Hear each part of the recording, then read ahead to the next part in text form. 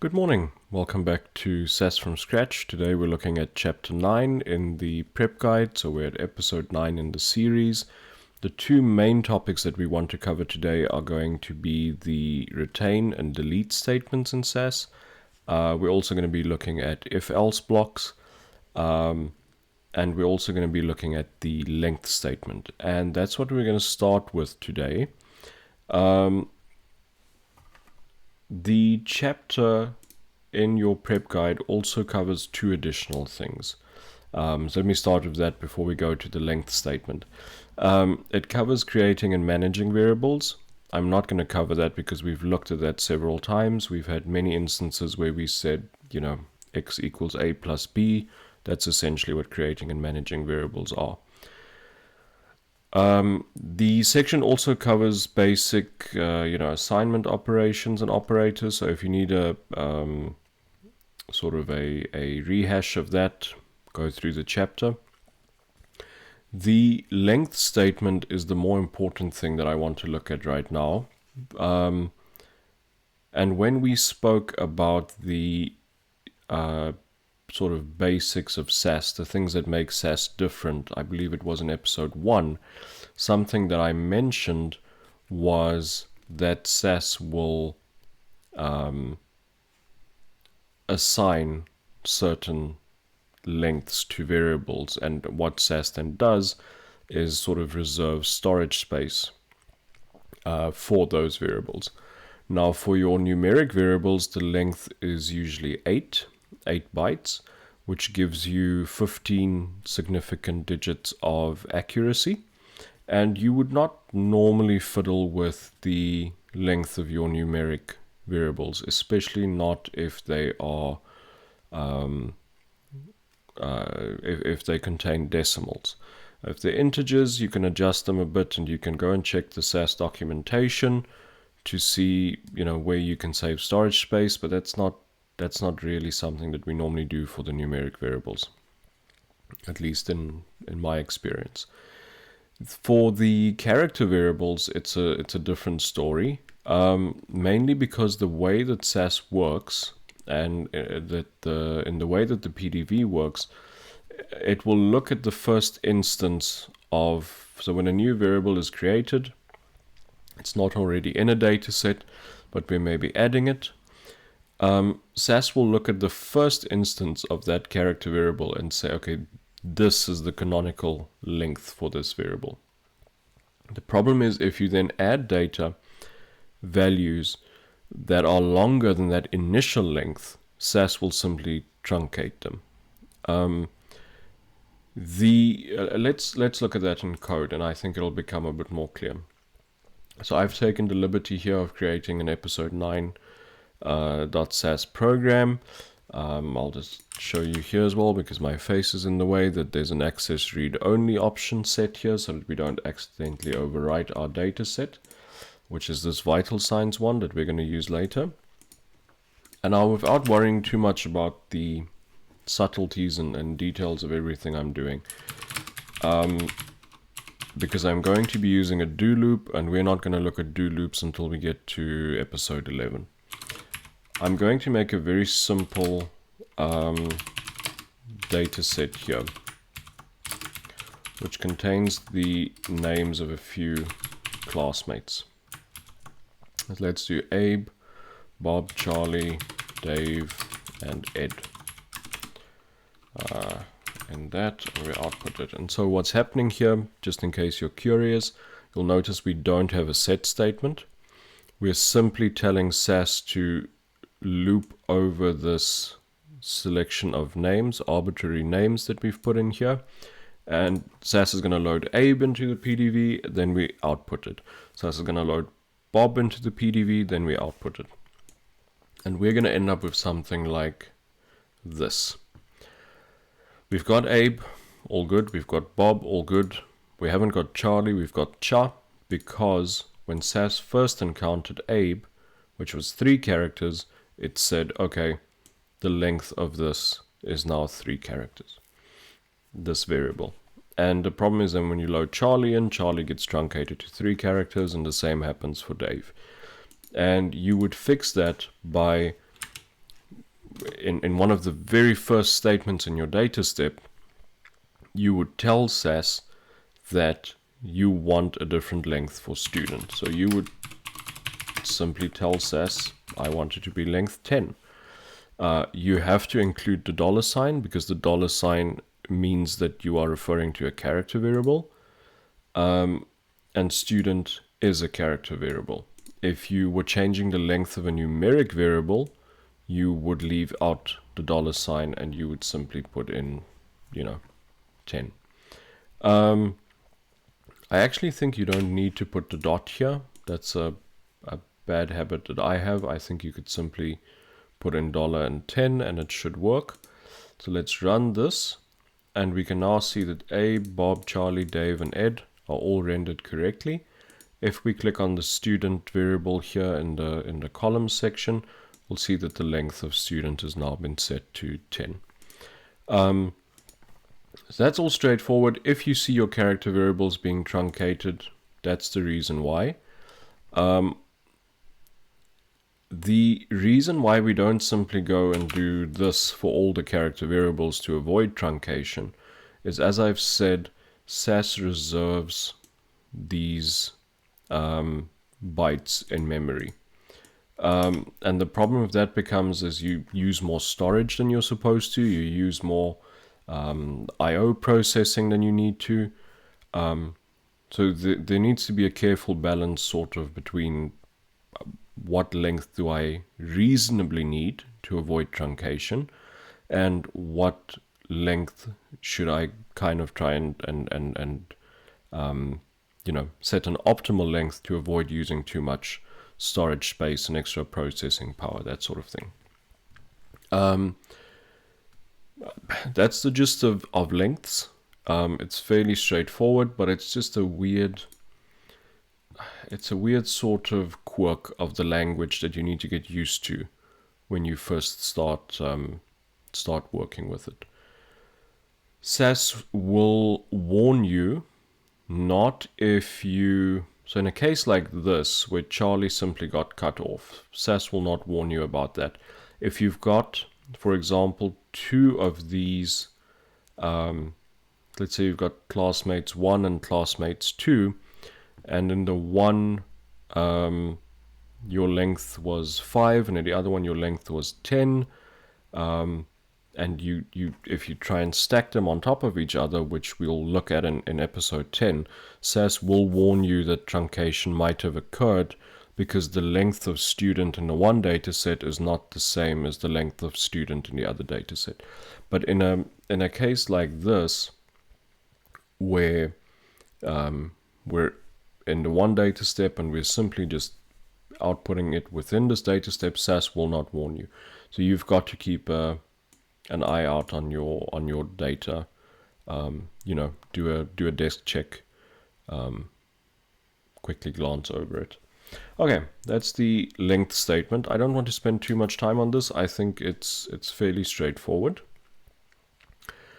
When we did discuss why length statement should be at the top of your data step, because we need to give the PDV that instruction before it starts looking at any data. Once the PDV actually looks at data, it'll set that length statement, and it'll keep that length throughout the data step iterations. The next item we're going to look at today is the basics of an if, else block. Like most programming languages, you can nest them. You can use an if statement to subset data, similar to a where statement. We did talk about that in episode 4, where we covered the where statement, and we did say, okay, in what ways is a where statement and an if statement similar, and in what ways are they dissimilar? The important thing to keep in mind is a where statement executes before things get loaded into the PDV.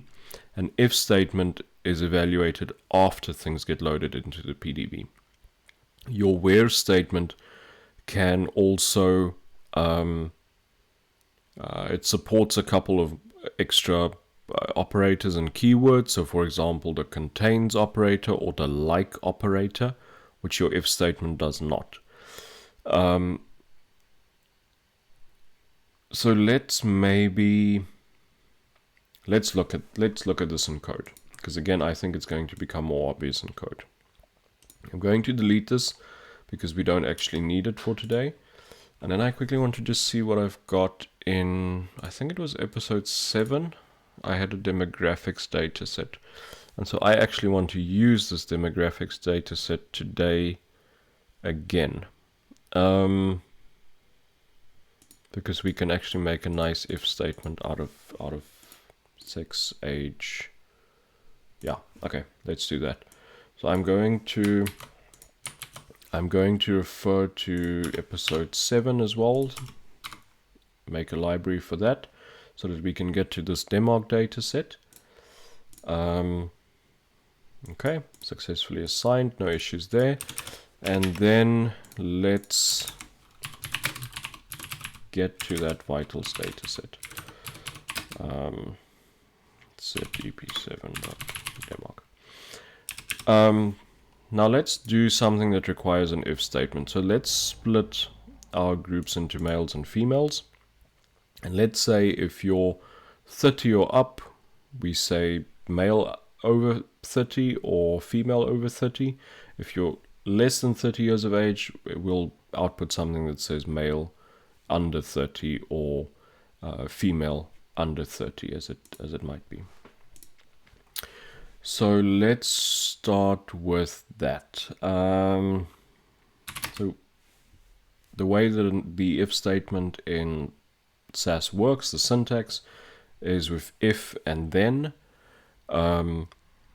else, if, then, or just else. So we can say, for example, if 6 equals if and age strictly less than 30, and something we need to watch out for here is we can't just say strictly less than 30 and strictly more than 30, because then we're cutting off the people who are actually on the dot 30. So we'll have something that, for example, says, 30 plus, and that will be inclusive of age 30 as well. So if 6 equals f and age 30, then let's give this a name. Status equals female under 30 years of age. Now our alternative could be else if 6 is female and age is greater than or equal to 30.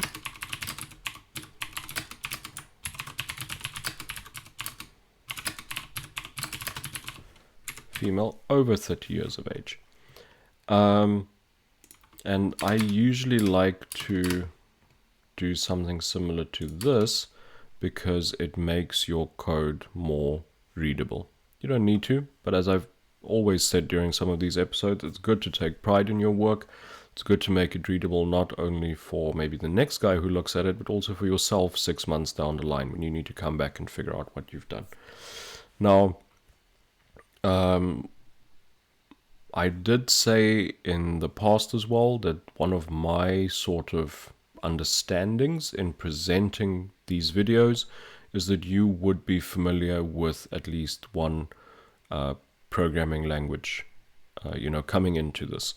So I don't want to rehash all of the computer science concepts again, but if you've got something like, let's do something like this.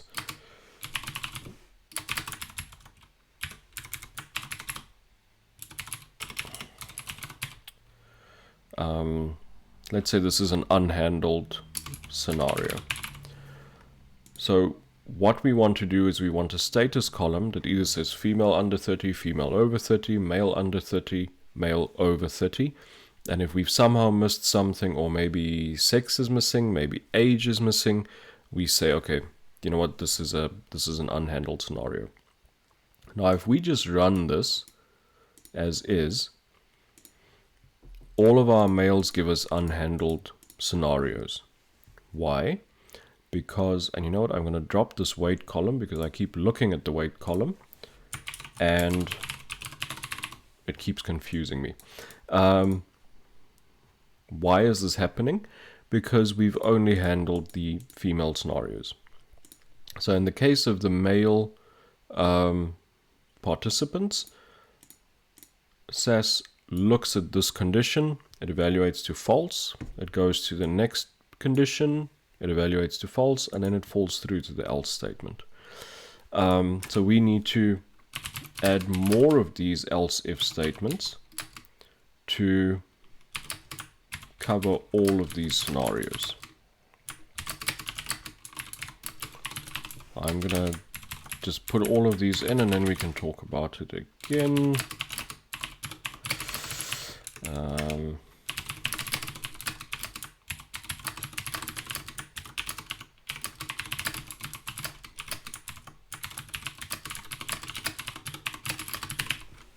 Okay, so let's run this, and then we should be able to not have any unhandled bits. Let's not guess. Let's see if this exists. And we can do so by using our handy filter function. We do indeed have unhandled scenarios. If you recall back to episode 7, I chucked in a few unknown sex values in here because we used it to check if there were errors in the data. So we've got unhandled scenarios. This is fine. We're not going to worry too much about it. At least we know that our if statements work. Now, something that is very important to just keep in mind when you're busy dealing with an if statement is it can become very easy to overwrite something. Because if you've got two if statements like this, so if you make this an else if, SAS sees it as a block. So this if and else if will be seen as a block.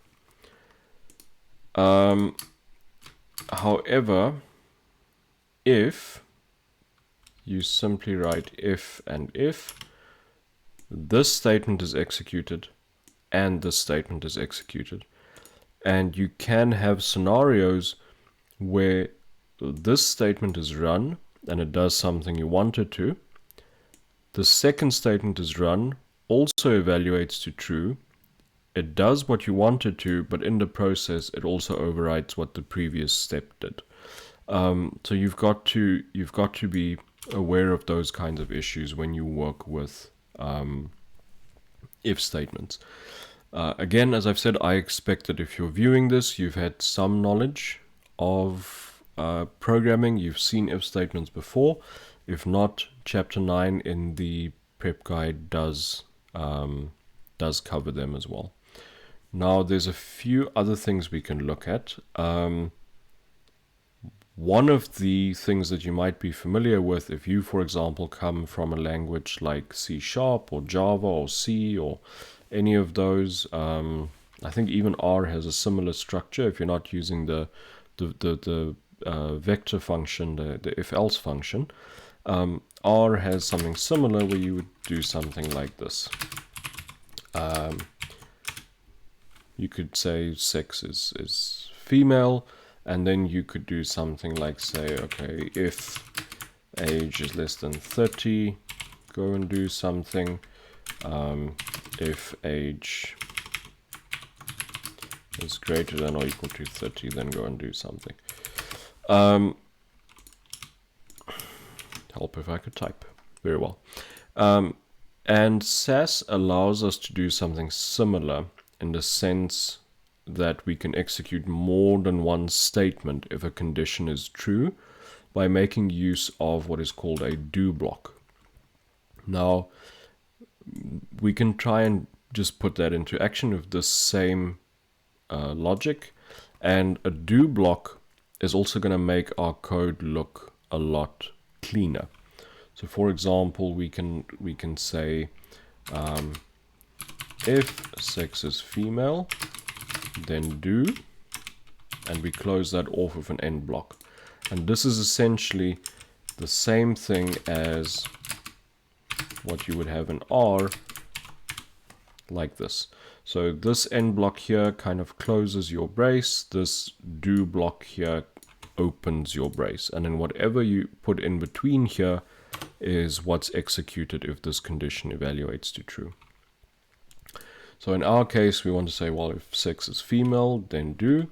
And now we can nest some of our if statements as well. And we can say, okay, if age is less than 30, then status equals blah, blah, blah. I'm not going to do the whole thing over again. If age is greater than 30, then status equals this. These two you could run like this because they are exclusive of one another, but it's better not to because you will use less processing power. Instead of always running two if statements, if your age is less than 30, SAS is going to evaluate this to true and exit the if block, which, you know, makes your program execute a little bit faster if you've got 10 million rows in there.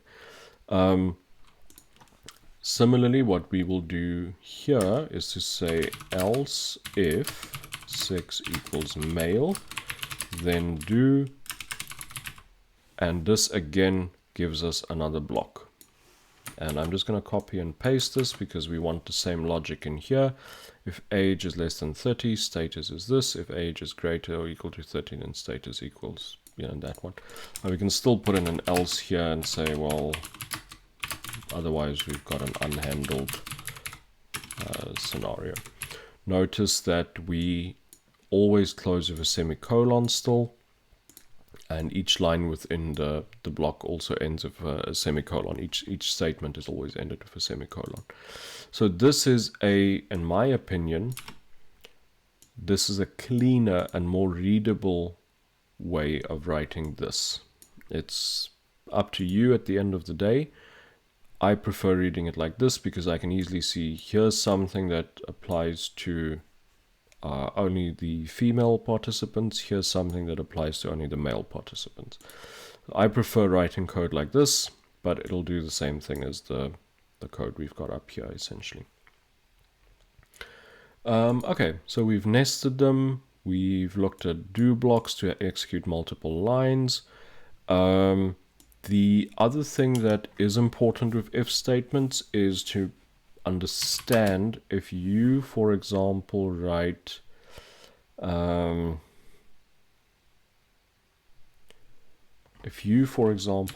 if age, no, that's a stupid example. Let's do something like this. If x equals 1 or 2, then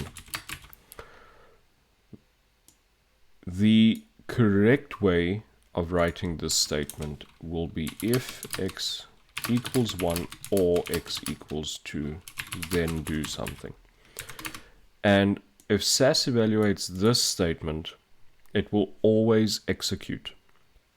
Because if you think back to certain things we've looked at in the past with SAS, if we look at, for example, last episode when we covered by groups, we looked at first dot and last dot. And if it was the first by value in a particular group, SAS would say, okay, first dot x equals 1, otherwise it's 0. And the problem here is that if the way SAS sees it, 0 means false and any other number means true. So what is happening here is SAS says, okay, if x equals 1, that's a statement. Or 2 is by itself a statement. It's not linked to x in the way we've written it here. And the problem is then that this if statement will always be true. Because you're saying here, if x equals 1 or true, then do something. And if you've got a statement with an or in it, only one of these two needs to be true to be executed. So this one, which is equivalent to this one, is always going to be executed. And in that case, you don't need an if statement. The correct way of writing it is to say x equals 1 or x equals 2. I've already said it. If you've got an or, if either one of the two statements is true, or either one of the 3 or the 4, then your statement is true and it will be executed. And a good way to think about that is to, let's do something like this. If sky equals blue or clouds equals green, then do something. Now, as a human being, if you look at this, the sky is always blue. Even though clouds equals green is false, you'll still say, okay, either the clouds have to be green or the sky has to be blue. And then I can do what I'm being told to do. So this will always execute because the sky is blue. However, if you change this to an and, both of these conditionals need to be true before the system can evaluate it to being true. So if the sky is blue and the clouds are green, then I can do something. So that's important to keep in mind, and that's something that sometimes trips up new programmers as well. If you've got multiple conditionals, you've got to put them into brackets. So you can, for example, say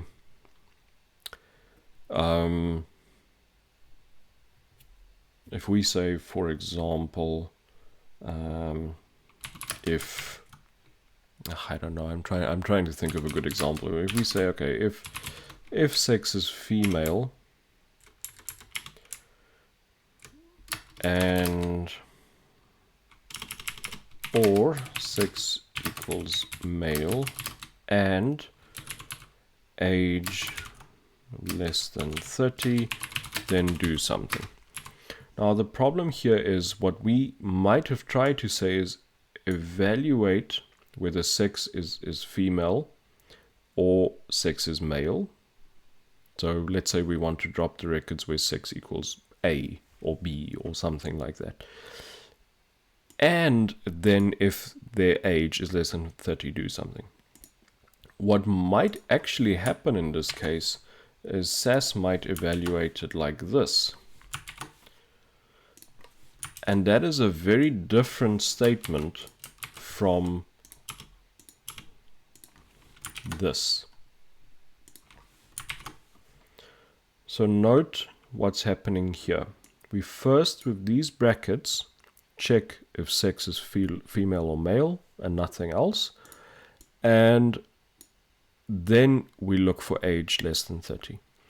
In this case, anyone whose sex is female or anyone whose sex is male and their age is less than 30 will have a certain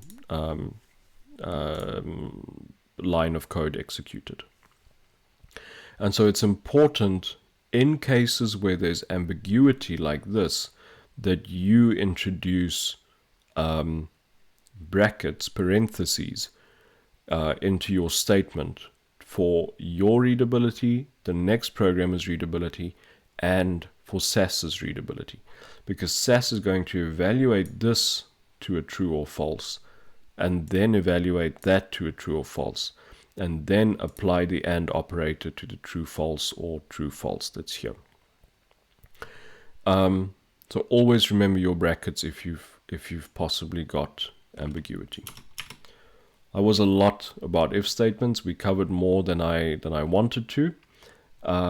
Let's drop back to the slides. Actually, I shouldn't have named this vitals. This was demog. If you were confused about that, sorry. And I think I might take out this bit of code anyway. You can go and review the logical operators. That's on page 153. Again, I'm using the 5th edition of the book, the SAS base book. Know when to use and versus or. We spoke about that, and we've already spoken about how SAS will interpret a statement like this. The correct way to write this statement is to say if count equals 1 or count equals 2. Moving on. Aha. Now this is a fun bit. So, if you have ever taken a discrete mathematics course at university, you will have most likely heard about De Morgan's laws. So your discrete mathematics courses includes things like set theory, a little bit of graph theory, combinations, permutations, that sort of stuff. If you are still at university and you have the opportunity to take a discrete maths course, I cannot recommend it enough. Some of the best money I've ever spent at university was taking a discrete maths course. If you're coming from a computer science background, this course is probably mandatory for you anyway, and with very good reason. So let's talk about De Morgan's laws. And if you're not used to logical, I think this is formal logic is what it's called. If you're not used to this formal logic notation, I'll run you through it. So this little operator here at an angle is the not operator. Let's look at the second line. So this is the not operator. This little symbol, which kind of looks like an A, is the AND operator. So AND starts with an A, and this little symbol looks like an A. The other one is the OR operator that looks like a bucket. So what this is trying to tell us is if you've got not, and then you first evaluate P and Q, so these are two conditionals. Sex equals female and age equals 30. And if you're saying the negation, the not, of these two statements with an and, that is the same thing as saying not P or not Q. And if we try and write that into code, let's do that. And all I'm going to do is I'm going to write it out in words. So if we say not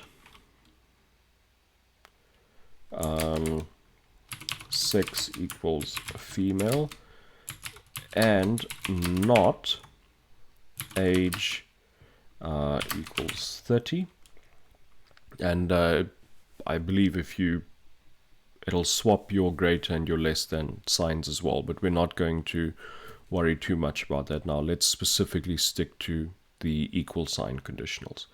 So if we write if not sex equals female and not age equals 30, we could essentially sort of bring that negation into the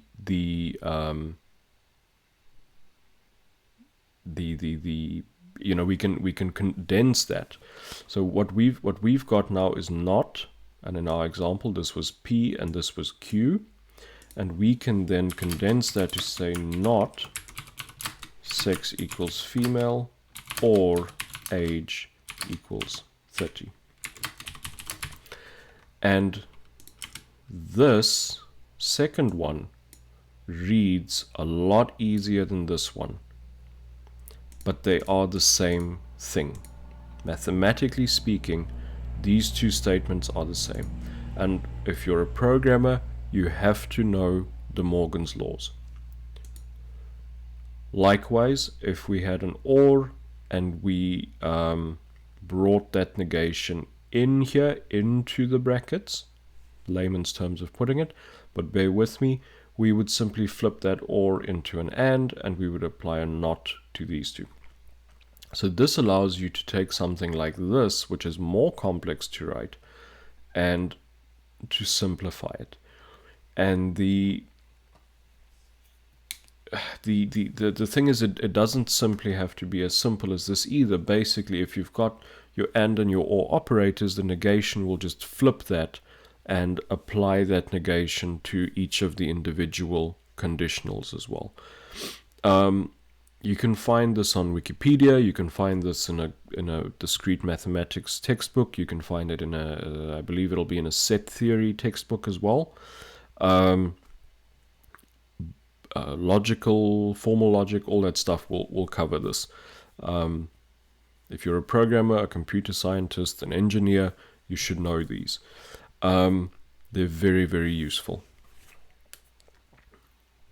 Cool. That's enough about me pretending to be a maths professor. Let's look at the delete statement. After this, we're going to get to the meat and potatoes of today's session, which is the retain statement. And there's actually quite a few things that I want to look at in there, because we're going to talk about the PDV again, our old friend, the PDV, and we've got quite a lot of material to cover actually. So the delete statement is simply an instruction to SAS not to write whatever you've currently got in the PDV to an output dataset. So I don't know why it shouldn't be an output statement. It's an output dataset. Just, errata, we'll forget that ever happened. So when the delete statement is encountered, SAS discards that observation that's in the PDV, and immediately it'll throw it back to the top of the data step. It'll iterate that n value, and it'll start processing again. And it will depend on your scenario whether you want to use an inclusive if statement or an exclusive if then delete statement. So what I mean by that is, if we say, let's stick with this. If I do this, now keep in mind within this data set, excuse me, within this data set, we've got 3 different values for 6. We've got M, we've got F, and we've got A, which is our erroneous data. If I run this statement, and it could be a where as well, but for the purposes of our, we said we could use an if as well, and here's an example of it. So if I use this, if I run this statement, I'm going to get all the records where sex is male, period. We're going to drop the records where sex is female and the records where sex is A or missing or whatever else it might be. However, if I do this, I will keep both the records where sex is female and the records where sex is A. So I'm giving SAS an instruction that if in the PDV it sees that sex is female, and I could have even more statements down here. As soon as SAS looks at this, as soon as it encounters this delete statement, it chucks that record out, it goes back to the top of the data step, and it starts again. And so this is what I mean when I say you need to decide which option is best for you. Because you might say, okay, well, let's keep only the values where we've got sex female or sex male. So this would drop all of the instances where sex equals A. It might be better, depending on your scenario, to simply do this. And that's really the crux of the delete statement. So we've looked at a few things now. The set statement is our command that tells SAS read something into the PDV. Our output statement is a statement that tells SAS whatever's in the PDV, pop that into the output dataset. And our delete statement tells SAS whatever's currently in the PDV, discard it. It's not going to the output statement. So that's your delete statement in a nutshell. Again, also very useful. Can help you to not have to write too many conditionals, where sex female and sex male or sex male as it may be. Rather, you can just discard what you don't want.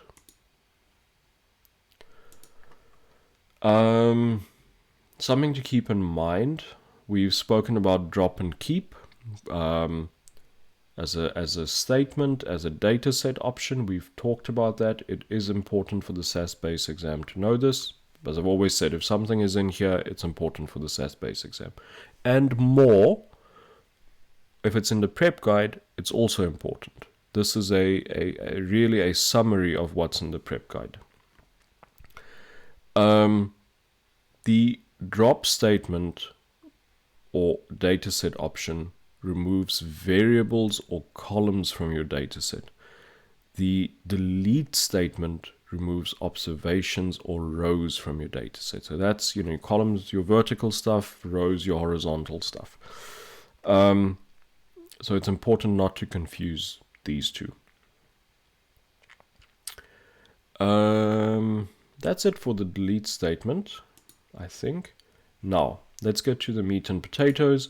Something I want to do is just take out the demographic stuff. We're not going to need it too much because we're going to be looking at the retain statement, and for that we're going to use that custom vital signs data set that I've made. So when we spoke in episode 8 about by groups, one of the things we looked at was actually the accumulator syntax. And the accumulator variable in that case was, and if you've not seen episode 8, please go and watch it. I think it's very insightful if you've never worked with by groups before. What we did in episode 8 was to add up all of our earnings over multiple quarters and departments to give us an annual earnings column. And we did so by simply saying annual earnings plus earnings. The accumulator variable in that case was annual earnings. It was automatically set to 0. If we wanted to set it to something else, we would have to use a retain statement to do so. And we would say, okay, well, retain annual earnings 5,000. And that means that when it starts executing, instead of having that accumulator variable be 0, it will be set to 5,000. Maybe we get a grant from the government and our annual earnings is always 5,000 because the government gives us 5,000 a year.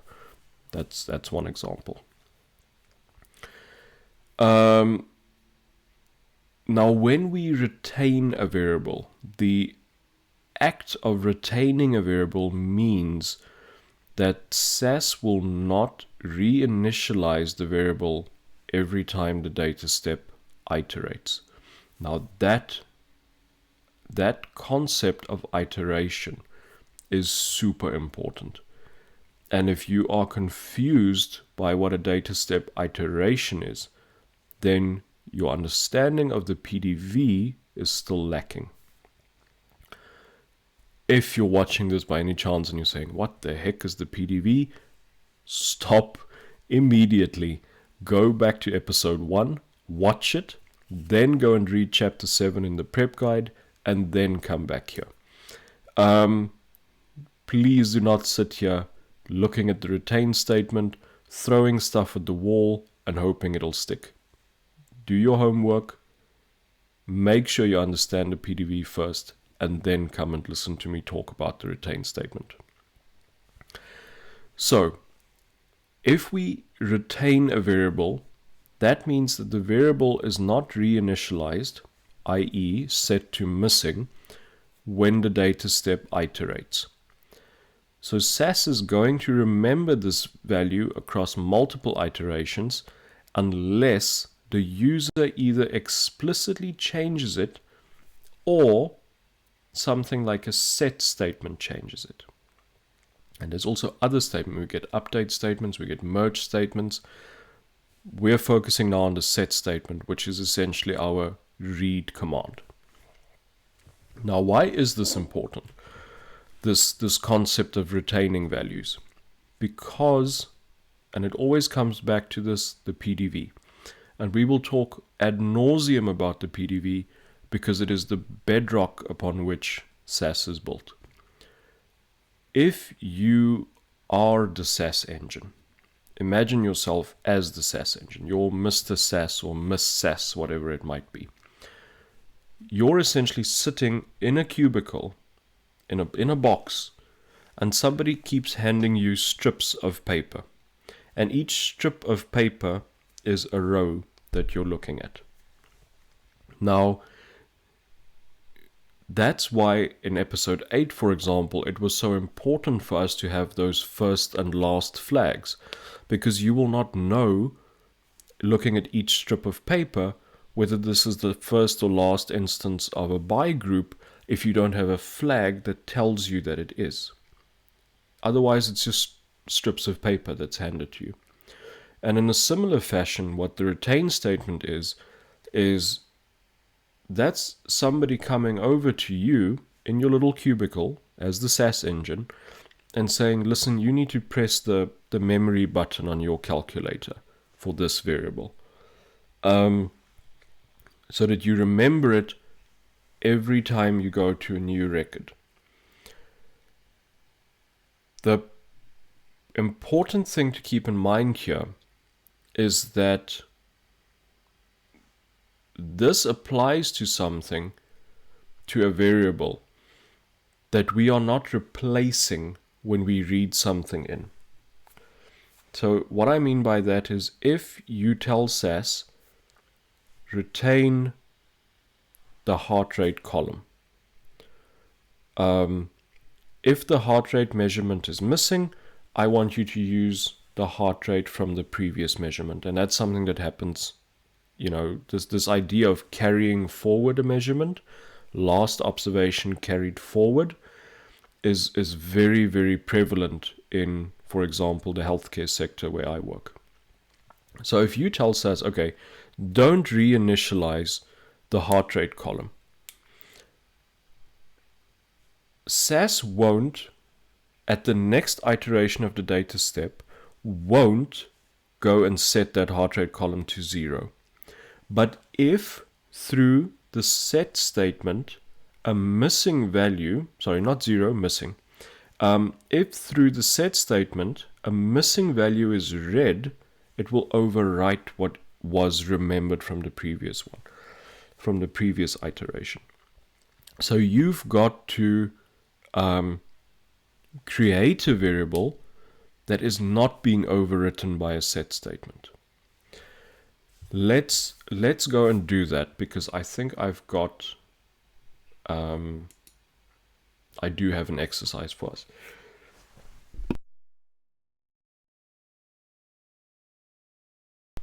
Excuse me.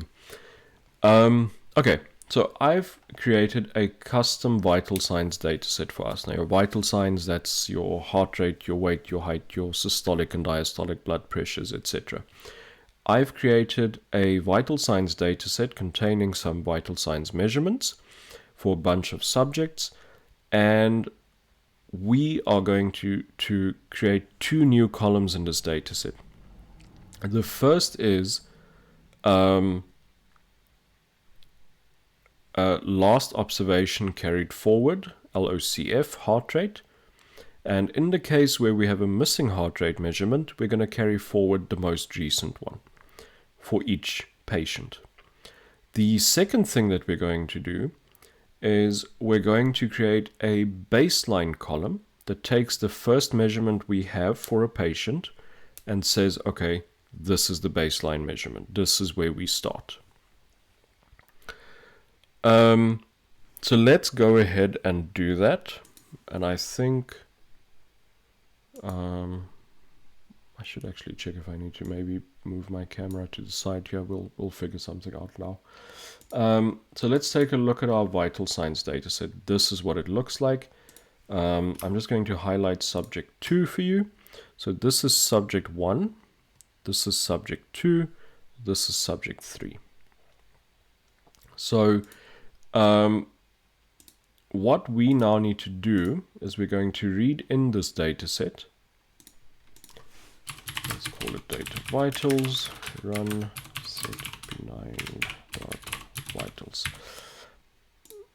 We're going to read in this data set, which we have now done, and I should move myself over. I'll sit over here. Don't mind me. So we now have our data set read in.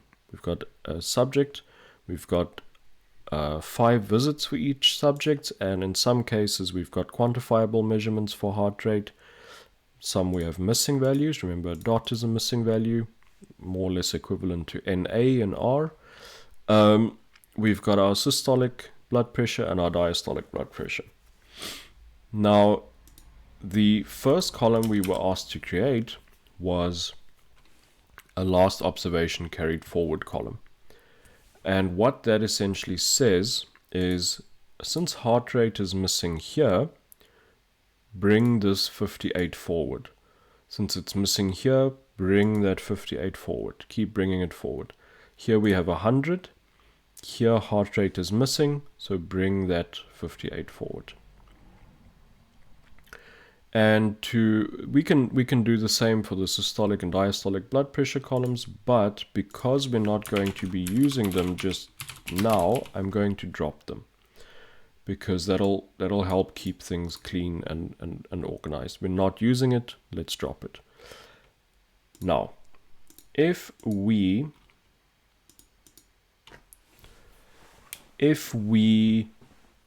want to create that HR-LOCF column, we need to give SAS an instruction to retain that column. And now recall, when the data step iterates, so what is effectively happening, if you know your PDV, is that SAS is starting at the top. This set statement does not read in the whole data set. It reads in one record at a time. And so SAS is effectively in a loop, and it's iterating, and every time it iterates within this data step, it issues the set command, which essentially says, read me a new line, read another record and give it to me. And every time this happens, and every time that the PDV comes back to a new iteration, it looks at all of the variables that are in vitals, it sets them to missing, it looks at the new variables we create, like HR-LOCF, and sets it to missing. And so what we're doing here by issuing this retain statement is we are telling SAS not to reinitialize this value, to keep whatever value was in there. And what we can then do is to say, if our heart rate is not missing, then this column should use that heart rate value. And if we run this, I wonder if I should do a put log as well.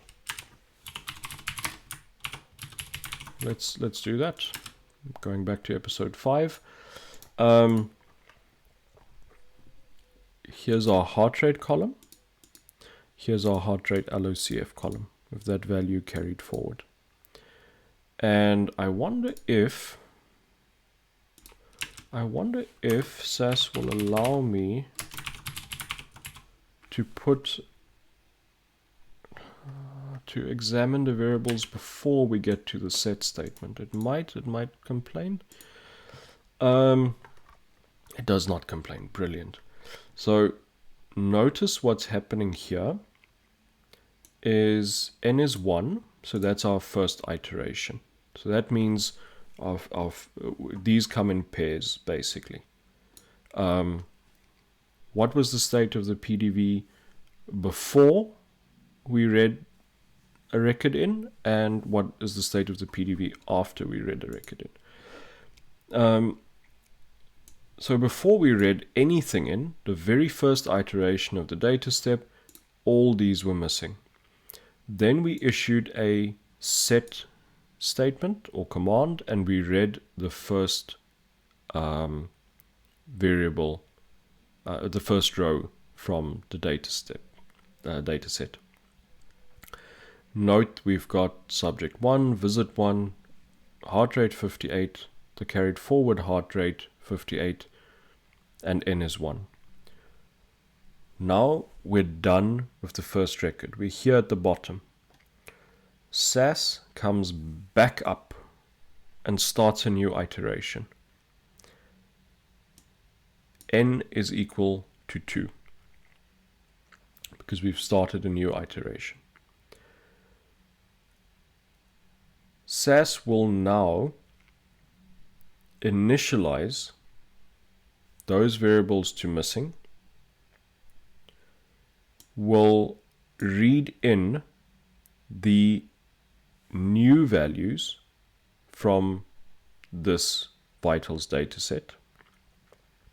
But note that even though heart rate is missing in the set statement, so we're at visit num 2, we're here, and heart rate is missing. Notice that we did not reinitialize the HRLOCF column. That stays 58. And that's how we get, when it reaches this implicit output statement that's at the bottom, we don't have to put that in, it's always there. It takes this value of HRLOCF and it outputs it again. And that's how this value, not this one, keeps being carried forward.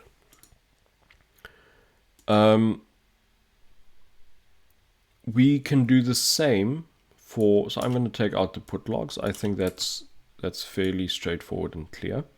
We can do the same if we want to add our baseline column. So we separate these two by a space, and we tell SAS we also want a baseline column. And what we're going to do in this case is we're going to say, okay, we need to look at the very first instance of a quantifiable heart rate. So we know that if the heart rate column is not missing and we do not have a baseline heart rate column that is already quantifiable, so let's call it HR base, then, so notice what we're doing again. If we do not have a baseline set, but heart rate is available, then we're going to set a baseline. And we also retain it.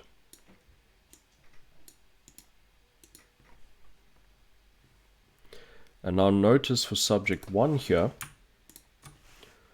we are keeping 58 all the way. However, there's two issues that we need to address here. Notice how the baseline heart rate of 58 is carrying over for subject 1 across subjects 2 and 3.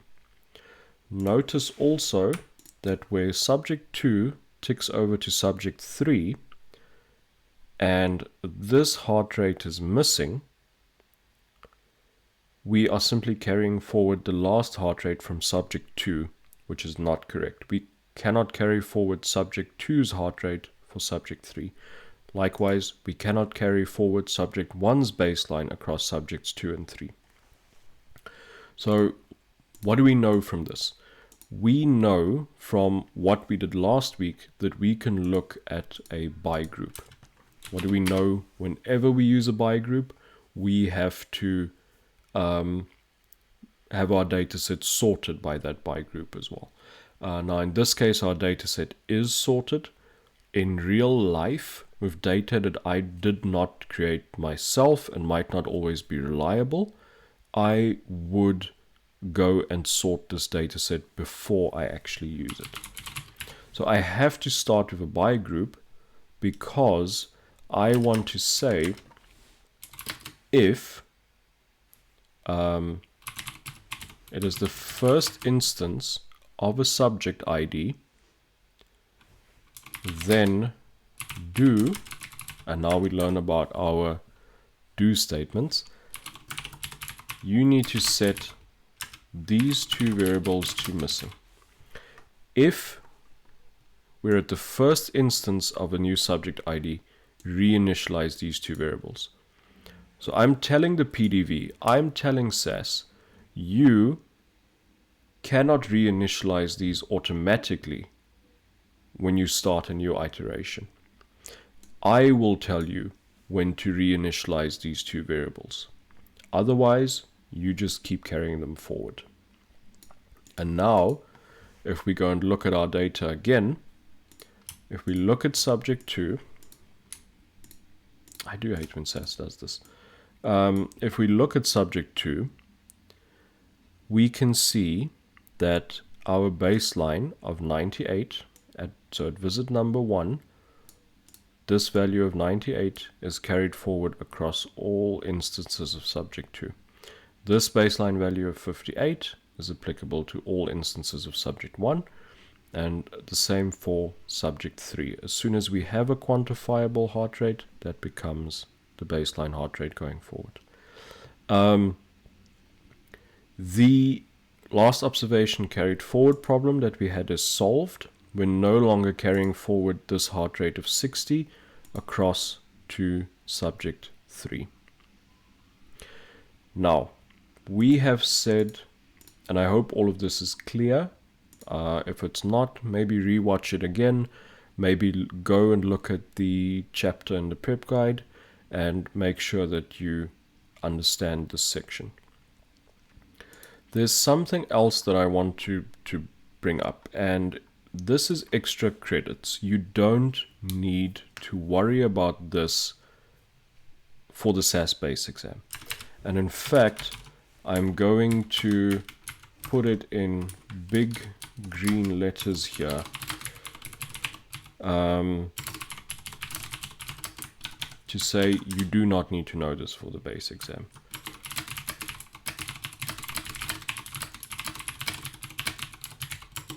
So everything we did here, you should know for the base exam. What we're going to talk about below, you don't need to know.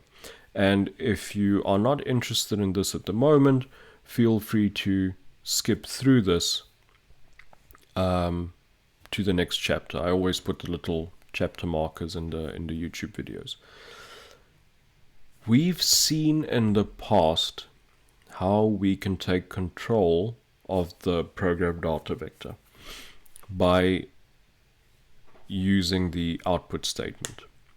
So in that case, we kind of took control with an explicit output statement to determine what we're writing out to the PDV, from the PDV to the output data step. If something is in the PDV, we can write it out multiple times before we move on to the next record. And that all has to do with writing things out. In a similar fashion, we can take control when we read things into SAS as well. And this is a more advanced topic, and I don't, you might work with fellow SAS programmers that would have not done this before, that might not know about this. We can also take control of the way that SAS reads in data, provided that we have a very thorough understanding of what is happening in the PDV. So, if we wanted to, we could do without a retain statement. The question becomes how and why. Recall that the retain statement tells SAS not to reinitialize a variable or variables when the data step iterates. So if we take control of that data step iteration, we would not need a retain statement. So what if we had control of that n variable, n equals 1, n equals 2. Let me put it in here so we know what we're talking about. So we spoke about this automatic variable episode 5, I think. And this is essentially how many times did the data step iterate. And so this gives us a one-to-one link with the number of records that we have in our data step at the moment, because we didn't have a bunch of extra do loops and things. So every time it iterated, it read one record and then it output that record.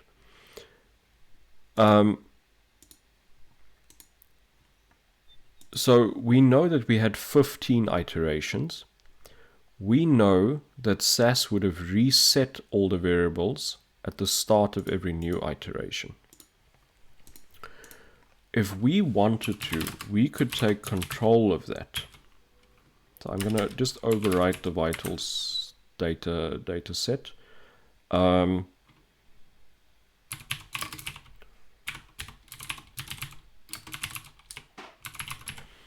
what I'm doing here is I'm getting a marker. So I'm asking SAS, tell me when this data set ends. Give me a marker. That's similar to what our first and our last flags did when we were working with by groups. And so what I can tell SAS is I am now taking control of this this set statement, this act of reading things in. And if I do this, let's do my n equals n. If I do this, we will get the same data step. Apologies, I'm just going to drop, similarly, I'm just going to drop SBP and DBP here. I'm going to get the same output, but notice here that our data step has only ever iterated once. So what happens here is that we enter the data step, n is set to 1. We tell SAS we want to read a record. SAS does all the instructions, outputs the record, then asks, have we reached the end of file marker, or are there more records to read? If there are more records to read, jump back to the top, read another record, do everything again. Are there more records to read? Increment the n variable, and so on and so forth. What's happened here in this case was we checked for the end of file marker. We created our own loop, our own iterator that's independent from the data step iterator. So the data step was technically only ever entered once. And we got the same result here. Now what that means is if this data step never iterated into step 2, step 3, step 4, step 5, then if we add an HRLOCF variable here, it will never be reset. So the reason why we have missings in here is because the set statement reads missing values and puts them in. But if those missing values are never read from somewhere and put into the PDV, then it will simply retain whatever other value we had. And we can do that. So this same line here, if not missing HR, then HR LOCF is HR, we can use. And if I do this, note how this value keeps being carried forward And we have the same issue as well here, that this value from subject 60 is carried forward, for subject 2, a heart rate of 60 is carried forward onto subject 3, which is not correct. But notice that the absence of a retain statement, because the dataset iteration never happened. The data step iteration never happened. So I would still need to put in this case, if first.uSubjectId, then hrlocf equals missing. So I would still have to go and manually initialize this to missing.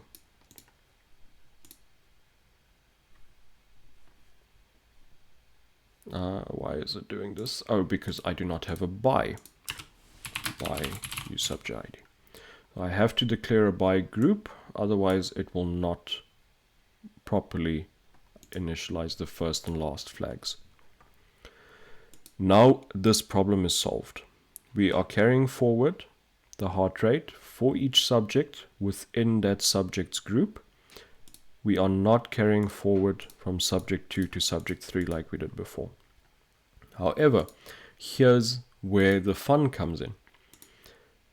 If I can control when the data step iterates, then surely if I know that I wanted to reset every time I get to the end of a particular subject, I can simply tell SAS to read a particular subject, iterate the data step, read the next subject, iterate the data step.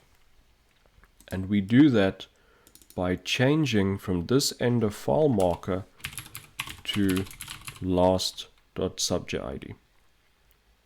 So what I'm telling SAS is, if you're at subject 1, read all the records for subject 1.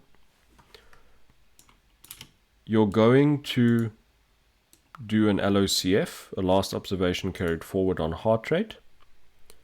You're going to output that every time, and then exit my loop,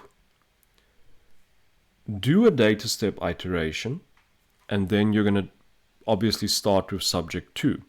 So SAS enters the data step. I take control for subject 1, do everything I need to do. I hand control back to SAS. SAS realizes that it's not reached the end of the file.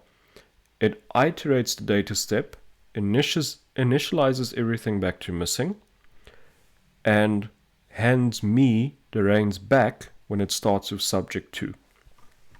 And so what that means is we don't have to go and manually reinitialize this variable to missing, because every time we get to a new subject, the iteration of the data step initializes it to missing.